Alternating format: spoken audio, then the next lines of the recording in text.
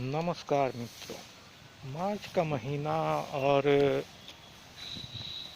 Financial year या वित्तीय वर्ष की समाप्ति के कुछ दिन ही शेष रह गए हैं। ऐसी स्थिति में आयकर या इनकम टैक्स रिटर्न फाइल करना, इनकम टैक्स जमा करना अत्यंत महत्वपूर्ण है और बड़ी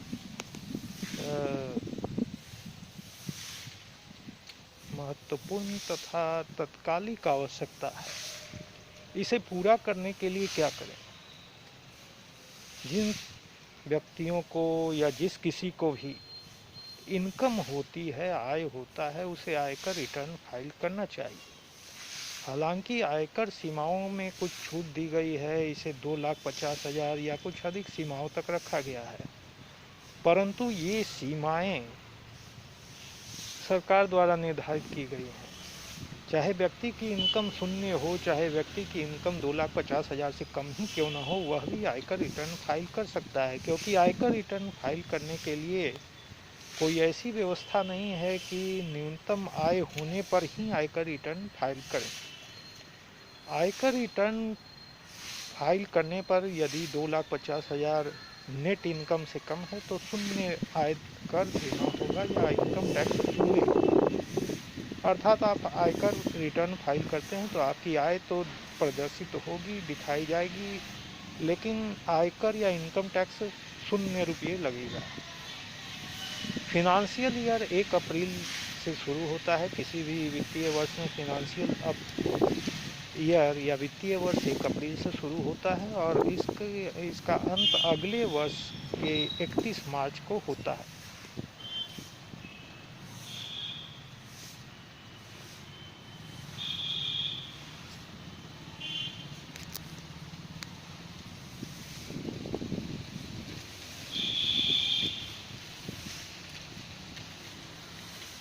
अब हम यह जानने का प्रयास करते हैं कि वित्तीय वर्ष के दौरान होने वाले आयकर रिटर्न को कैसे फाइल करें। सबसे पहले, अगर आपके पास इंटरनेट कनेक्शन है, आजकल इंटरनेट कनेक्शन हर किसी के पास होता है, अपने एंड्रॉयड मोबाइल फ़ोन में www.incometaxindia.incometaxindia.e-filing.gov.in पर लॉगिन करें।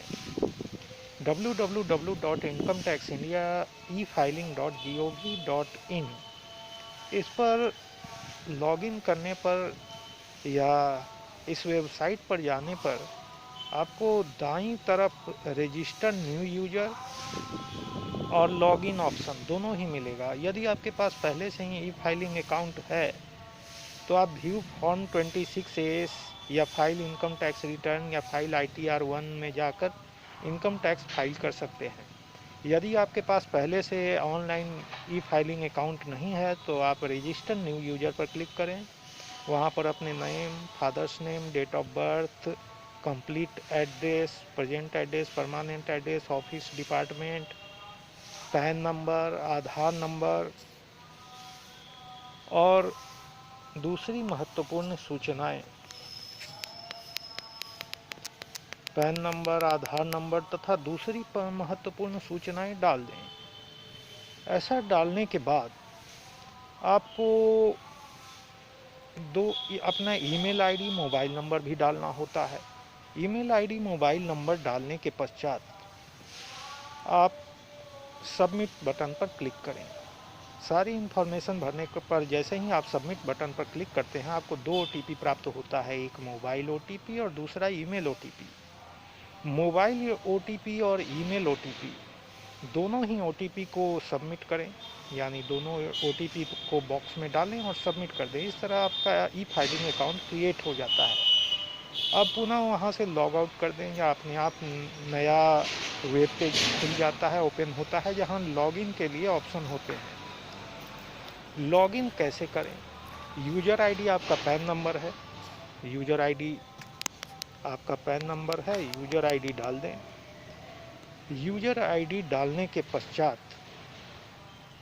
आप अपना पासवर्ड जो आपने क्रिएट किया था, न्यू यूजर आईडी में रजिस्टर करते समय अपना पासवर्ड खुद क्रिएट करना पड़ता है, वही पासवर्ड डालें और लॉगिन बटन पर क्लिक कर दें। एक कैप्चा आएगा, कैप्चा भी डाल दें। कैप्चा डालने के बाद लॉगिन करते हैं, आप ई फाइलिंग अकाउंट में चले जाते हैं। दाईं और ऊपर बार कॉलम में आपका नाम डिस्प्ले होता रहता है। माई अकाउंट्स मेनू में जाएं। माई अकाउंट्स मेनू में आपको बहुत सारे ऑप्शन मिलेंगे। फाइल ITR रिटर्न के लिए भी अलग मेनू है, उसमें आप असेसमेंट ईयर या फिर सिलेक्ट करेंगे। फिनेंशियल ईयर और असेसमेंट ईयर में क्या अंतर है शायद आप समझते हों। असेसमेंट ईयर सिलेक्ट करें और इसके बाद क्विक फाइल, आपके पास दो ऑप्शन होता है, क्विक फाइल ITR रिटर्न, दूसरा जनरेट XML। तो आप क्विक फाइल पर जाकर अपना इनकम टैक्स फाइल कर सकते हैं। फाइल करने के बाद आपको इसे वेरीफाई करना होता है। अगर आपके पास आधार नंबर से कनेक्टेड मोबाइल है तो आप इसे ऑनलाइन वेरीफाई कर सकते हैं। इस प्रकार ई फाइलिंग अकाउंट कंप्लीट हो जाता है। ई फाइलिंग की प्रक्रिया, ITR फाइल करने की प्रक्रिया पूरी हो जाती है। ITR फाइल करना अनिवार्य इसलिए है क्योंकि इससे आपके इनकम का एक रिकॉर्ड रहता है। भविष्य में कहीं भी कोई ब्लैक मनी या किसी अन्य तरह की समस्या नहीं आती है। विशेषकर उन लोगों के लिए जिन्हें कैश में इनकम होती है, नकद इनकम होती है, कोई ऐसा बिजनेस करते हैं या दूसरे तरह के कार्य करते हैं जिसमें कैश पेमेंट भी होता है। तो ऐसी स्थिति में आपको कैश पेमेंट को अदर सोर्सेज ऑफ इनकम में जिस सोर्स से भी इनकम हुआ है उसमें प्रदर्शित कर सकते हैं। अदर सोर्सेज ऑफ इनकम 5 तरह के होते हैं और ये सभी सैलरी इनकम को छोड़कर 4 तरह के और अन्य इनकम सोर्स हैं जिसके बारे में आपको पता होगा। ठीक है दोस्तों, तो फिर मिलते हैं। धन्यवाद।